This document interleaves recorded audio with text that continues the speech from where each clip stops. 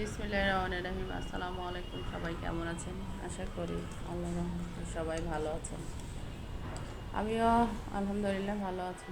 আজকে আবারও একটু রান্না করব কলিজা দিয়ে, একটু আলু দিয়ে। তার জন্য এখানে কলিজাটা ভালো করে গরম পানি করে ধুয়ে নিয়েছি, আলুটাও কেটে নিয়েছি, পেঁয়াজ রসুনটাও কেটে নিয়েছি, চুলায় চড়াই দিলাম। তো পেঁয়াজ রসুনটা ভালো করে তেল দিয়ে কষায় নিব বা ভাজে নিব আর কি।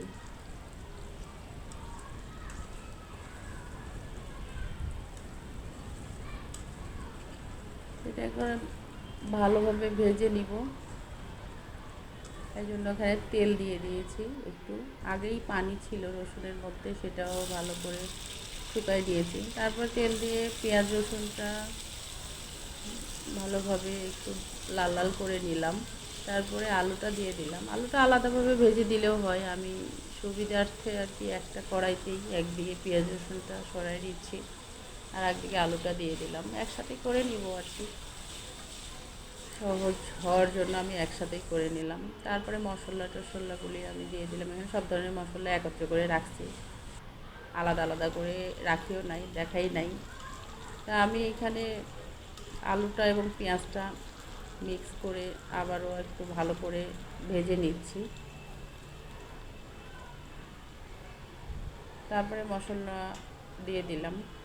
এখানে লবণ, হলুদ, তারপরে জিরার গুঁড়া, তারপরে এই যে লং, এগুলো সব কিছু একত্রে রাখছিলাম, এটাই দিয়ে দিলাম। তারপরে আবারও আলু, পেঁয়াজ, রসুন এটা নাড়াই নিচ্ছি আর কি।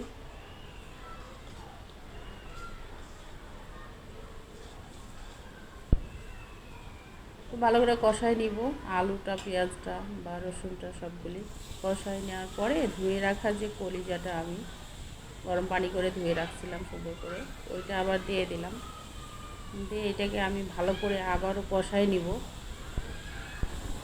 আলু, পেঁয়াজ, কলিজাটা।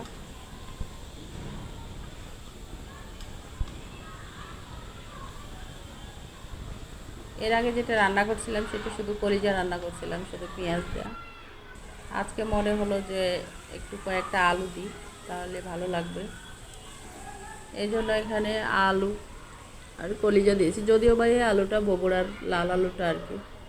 তো কষানো হয়ে গেছে, আমি এখানে পানি দিয়ে দিয়েছি। এবার এটা ভালোভাবে সিদ্ধ হবে, আলুটা, কলিজাটা।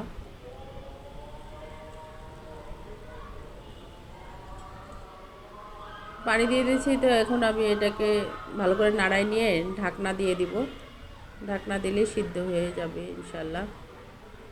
শর্টকাট রান্না আর কি।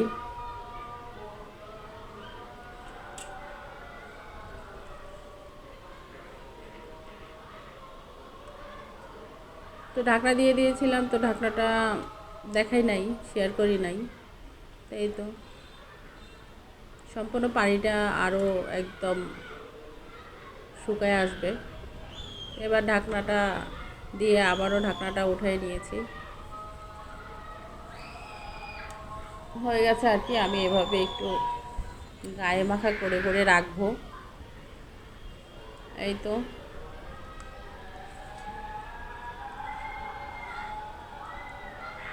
তো কেমন লাগলো